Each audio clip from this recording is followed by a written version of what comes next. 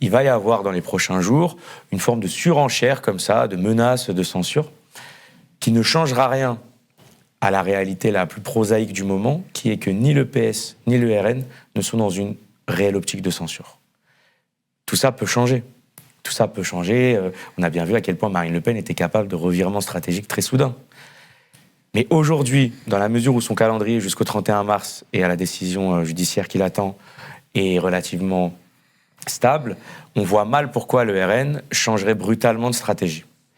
De même, et c'est le pari de François Bayrou, on voit mal le PS aujourd'hui faire demi-tour et se rallier à la censure massivement en tant que parti. Le gouvernement, et Bayrou le premier, globalement, pense que le PS est allé trop loin pour faire marche arrière.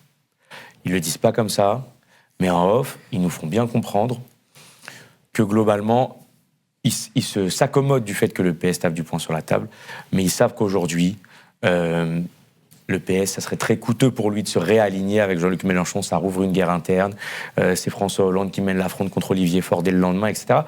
Et donc François Bayrou fait le pari que le PS ne pourra pas faire demi-tour. La seule crainte aujourd'hui de François Bayrou, c'est pas sur cette motion de censure-là, en réalité, c'est sur celles qui vont suivre, en février, en mars, parce qu'il y a quand même une crainte que Marine Le Pen change à un moment complètement de stratégie et qu'au PS, il se passe quelque chose en interne qui suffise à faire tomber le gouvernement.